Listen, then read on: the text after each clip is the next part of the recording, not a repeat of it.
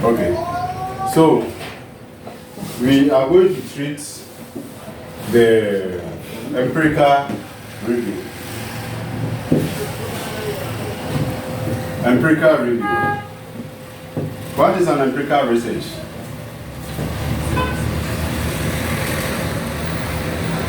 What is an empirical research? Empirical means what?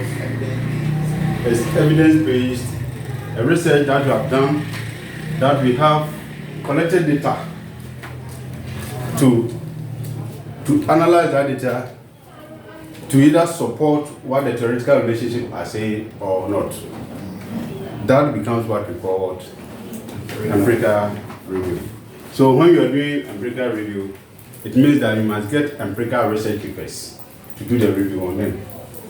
If you go and take literature review, or you go and take conceptual paper, or if you go and take bibliographical paper, and you review them, you will not achieve anything because they are not empirical research. Do you understand? So you must get empirical studies or research, and then you review about them. Now let's go to why do you have to do the empirical review? The empirical review is very, very relevant. In fact, it should be the first thing you do in every research work. This position does not matter. You know, it is the third component of the literature review here. It doesn't matter. If you really, really want to master the art of doing research, I said you should begin with what? You should begin with what? Empirical review. If you do empirical review, it makes life easier for you. And empirical review, we have two dimensions, okay? We have the essay type and we have the thematic or tabular type. You can do it on a table form or you can write it as an essay, okay? So let's quickly look at the thematic ones or the tabular form. One, and let's see. So as an illustration,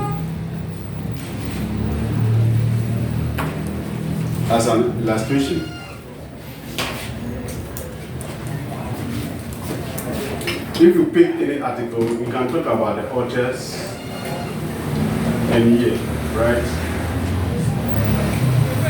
In the table, you make it in the table form. So authors and the year of publication. You talk about the purpose. Okay? Purpose of the study. After that, you come and talk about theory. The theory that we used. After that, you come and talk about unit of analysis.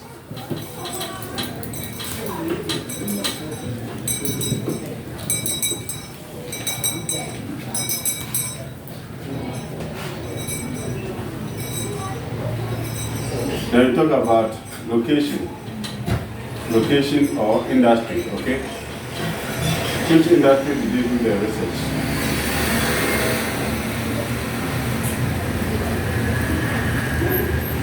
Then you come and give a summary of the research methods, okay? Summary of research methods. Then you put key findings. What did I say? Key findings. Not the entire findings. What? Key findings. You understand why I said I'm using the word key. Key findings. And then gap. And then gap. If you pick any article, any empirical research work, you can use this table to do your empirical review. Remember, your empirical review is dictated by your objectives or your hypothesis, which is the same as the theoretical relationship you have established. So if the first objective is about financial planning and firm performance. Then you must get research work that are related to financial planning and firm performance and review them. After that, we move to the second objective. If that is about access to capital and firm performance, all studies that have looked at access to capital and firm performance, we pick and do the review for them.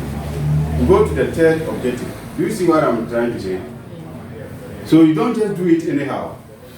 The formula or the table is dictated by the type of objective that you are seeking to achieve. So if you want to look at the effect of financial planning on access to capital, you must download articles and empirical research that are looking at financial planning and access to what? Capital. Then you do the review. If you pick any of them, you will see that there's a year, the authors who wrote it, the year that they wrote it. Well, look at what was the purpose. The purpose can be found in the topic. Don't copy the topic. You know that the topic is the same as the purpose, that's not it. Which is also the same as the statement of the problem. But pick the purpose. Why did they do the research? We place it there. Then the theory that they used in the study. Then the unit of analysis. We have at least 3 levels of unit of analysis. Country level. Whether they did the analysis by doing cross-country analysis or organizational analysis or individual analysis. Individual unit analysis. So you have to check the unit of analysis very well. But most of the HR papers, most of them are at the individual level. Finance papers, most of them are at the firm level. Supply chain, most of them are at a firm level. Marketing, most of them are a blend of individual and that of firm. So you have to look at that one as well. So you have to know the unit of analysis that was used. Then, where did they do the research? That will help you to get issues for contextual gaps. Remember, so they did it in the education industry in maybe US, or they did it in Germany, something, then you write it there. Then you go to summary of the research methods. When we do the chapter 3, research methodology, you will know what to look out for and bring them under this session. For at least every research, you have a design, you have the approach, you have the data collection instruments, you have the data collection procedure, should have the unit of analysis, should have analytical technique, should have a sampling procedure. All those things, how you summarize them. Oh, the study used quantitative research, it was backed by distributors. They used primary data or they used secondary data, something. You summarize it here. Then the key findings is the finding that relate to the objective that we are doing the review about. What did they find in respect of that particular objective? For instance, if you're looking at financial planning and firm performance, if you pick first article, what did they find regarding financial planning and what? Firm performance. They could get so many other findings, but the focus is on what? Financial planning and financial what? Performance. So that becomes the key what? Findings. It will help you to know whether we have contradictory findings or no contradictory findings. Do you remember that thing? So you see that some of the studies, they will say, oh, there's a positive impact, but not significant. Some may be saying that there's significant positive impact. Some of them will say there's negative significant impact. Some of them will say there was negative insignificant what? Impact. Contradictory. You just pick them and then go use them to write your research gap. Remember, based on contradictory findings. Okay. Then you identify the gap. The gap is the limitation that was associated with that particular study. The gap is the limitation that was what associated with that particular study. And the gap that you are picking should be the one that your research will be able to fill. So the issues that you raise as gap, you can choose them and restructure them to form part of your statement of the problem. I will say that the issues that you raise as gap, you pick them, repackage them, and send them as part of your statement of what? Of the problem. Normally they give them an assignment that they have to review 50 articles.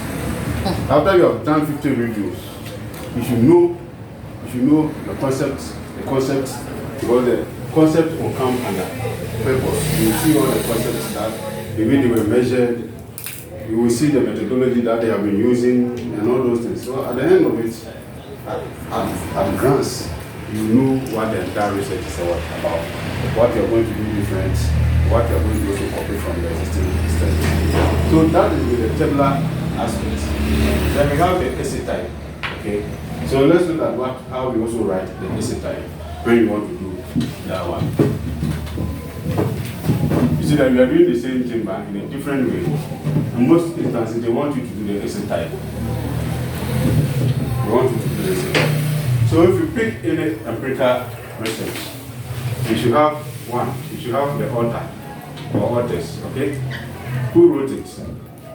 The authors. You should also have the year of publication. Which year did they write it? Which year did they write it? The same thing, come and talk about the purpose. Purpose of the study. After the purpose of the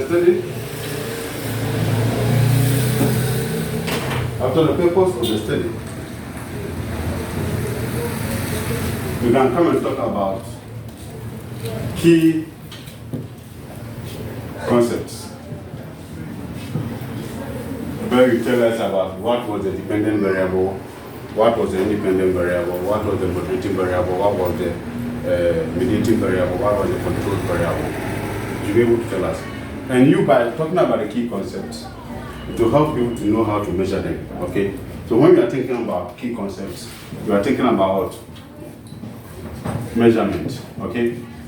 How to measure them. Very, very important. So you should be able to tell us how the concepts were measured and the role that they played. This was the independent variable. Financial planning was the independent variable. Financial performance was the dependent variable, or whatever. You should be able to tell us. And that will help you when it comes to the measurement. Okay. Then, after the key concepts, you come and talk about the theory. You are going to skip the entire listing. Now the fourth and the fifth one is the theory or theories. Okay. Theory or what? Theories that were applied in the research.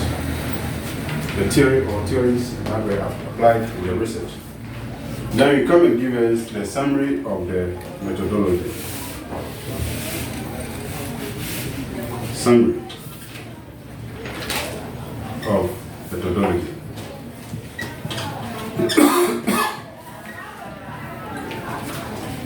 Summary of methodology.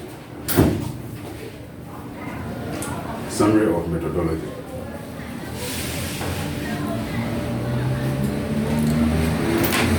Summary of methodology.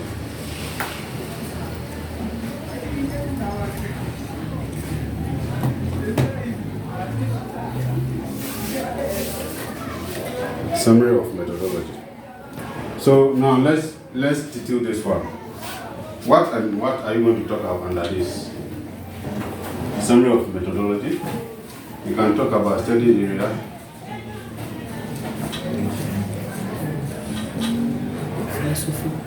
You can talk about research. Philosophy, right?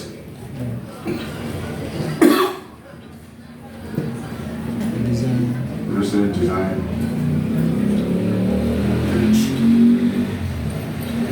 Research approach.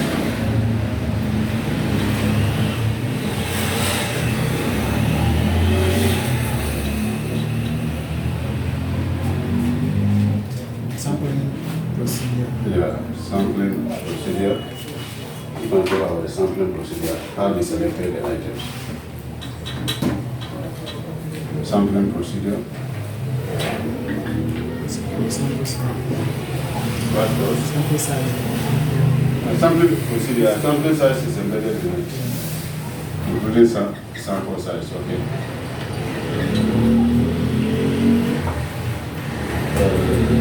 Data collection. Let's talk about data collection instruments.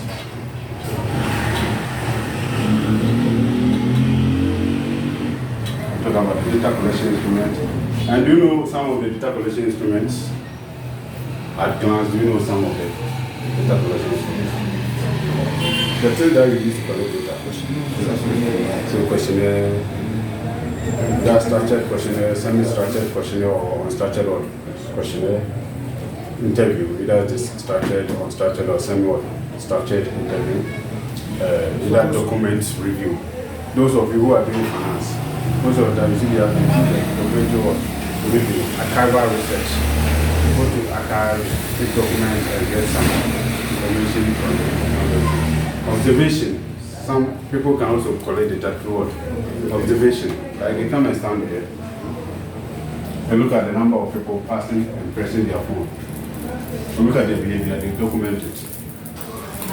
So observation can also be used as a means of or analysis of artifacts. Example, the archival research. People who are into this archaeological research and all those things, they do that kind of archives. They go and take a sample of soil, come and study it, how long the bone or whatever has been in existence, and all those things. Discussion. Yeah, and all those things. Okay. The data collection procedure, you don't have to wear instruments, data collection procedure, okay? Whether they did face-to-face interaction, or they did interview, or they collected online, or they blended online and face-to-face, and all those things. We will look at them. And then analytical technique.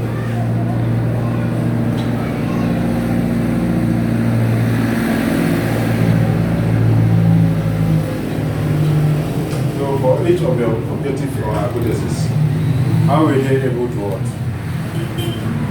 analyze them? So yesterday, or the other time, we look at the type of objective and the type of tool that you can use to analyze. Do you remember them? Yes. If you set objectives and they are the descriptive, they are the impact level, what are some of the tools can you use? Impact level. SEM. You can use SEM, you can use multiple regression and all those things. So the particular objective that you are assessing, research, what tools do they really use? And most people go and talk about the software. The software is different from the statistical tool. The statistical tools are embedded in what? In the software. It is when you go into the software that you can use those tools to do your analysis. So you have to check that one as well. At least if you talk about all those things in a summarized one, then you're good to go. Is that not it? Then the last one is what we call key findings. Key findings. And this key findings is talking about the findings in respect of the objective that you are using to do the empirical review. The finding in respect of what? The objective in which you are doing the empirical review. So that is it. If you're able to follow these formats, every empirical research that comes, you can review it. And you will do what we call chronological review. You are in which year? So if you are in 2024, for each of the objectives, at least you do about 5 reviews. Maybe financial planning and financial performance. You should do at least how many reviews? 5. And you have to do it chronologically. You must get papers that were written in 2024, 2023, 2022, 2021, 2020 and 2019.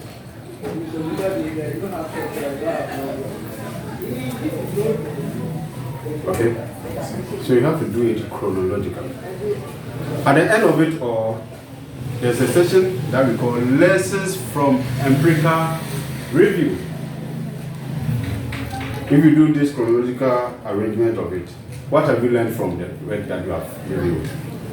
You will see their limitations, you will see the things that they are using, you will see contextual gaps, you will find inconsistent results. Is that not it? And those are the things that you pick and take it to what? Your problem statement.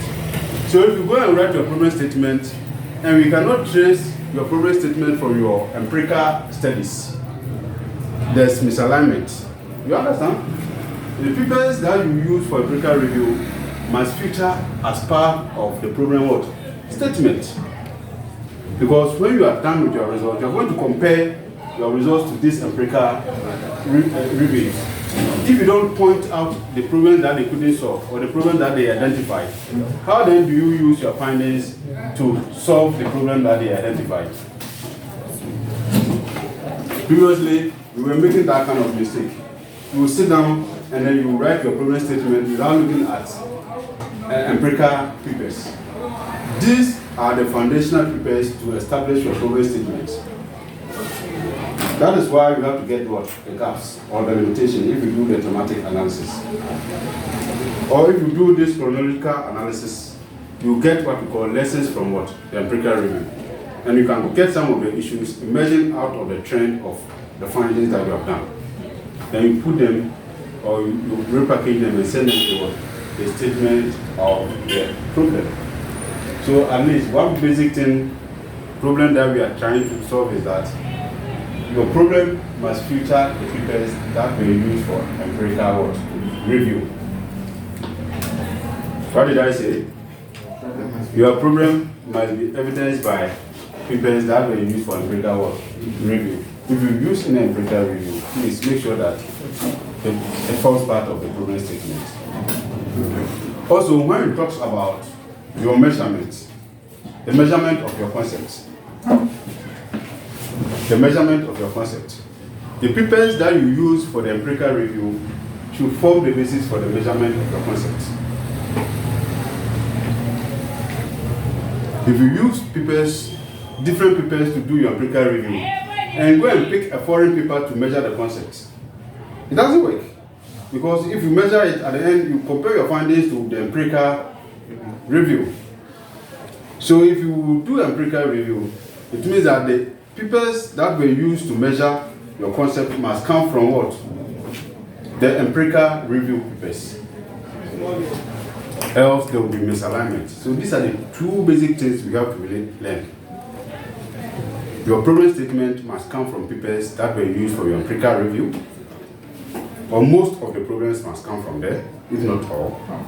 And also the measurement of the variables or the concept must come from papers that were reviewed. So if I've used any source to devise a questionnaire, and that paper is not part of your empirical review, go back. It's there. Good. It should be there. It should be there.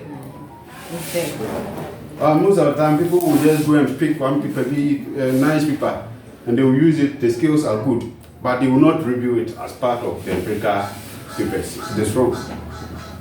It should be part of it, so that using the same skill or similar skill or modified skill, you can now compare what you have found with what the previous empirical studies are saying. Other than that, there will be that kind of misalignment. So we will end here, and then tomorrow we continue. I wish you all the best. And sorry for the inconvenience. Lunch. What?